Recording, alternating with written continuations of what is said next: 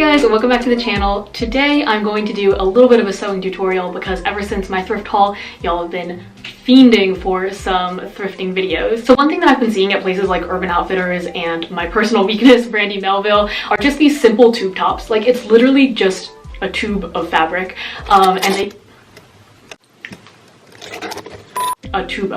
like it's that simple, and they're charged like 20 freaking bucks for it. So I thought today I'd show you guys a tutorial on how you can make one super simply. It takes literally 5 minutes. I probably shouldn't be making a tutorial on this because it's insanely easy, but you know, I gotta do it for the views.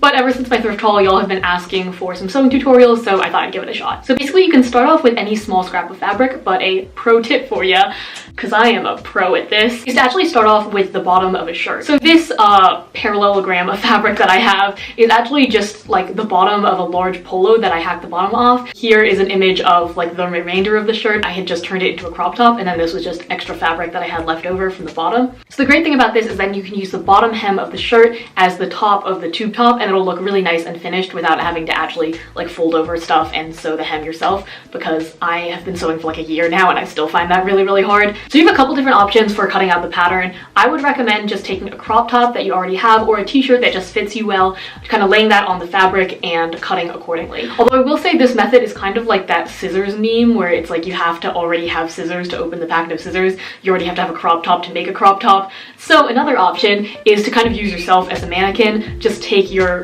fabric parallelogram and hold it over your bust and kind of pin each side until it fits how you want it to fit, and then you can cut accordingly. However, since I am kind of extra, I already have this pattern cut out. In order to make your own pattern, all you have to do is measure atop the bust and then divide that in half, and I would subtract like around 2 inches. This depends on how tightly you want the top to fit and how stretchy your fabric is, but this is again so that it hugs your boobs pretty snugly. And then you can measure around your waist and do the same thing, and that is the bottom measurement of the trapezoid. So no matter which method you use, just make sure that you line up the longer part of your trapezoid, the top of your tube top, with what was the bottom of the shirt, which is where your finished hem is. So I just cut this out according to my pattern, and I left a little bit of extra space for seam allowance. I also realized that cutting with one hand while you're holding the camera with the other hand is kind of difficult, so I had to go back and clean up the edges. Okay, so congratulations, you have created a slightly smaller fabric parallelogram than what you started out with. Now we're just going to turn that inside out so the right sides are facing each other, even though it would have been smarter to do that before you cut your pattern,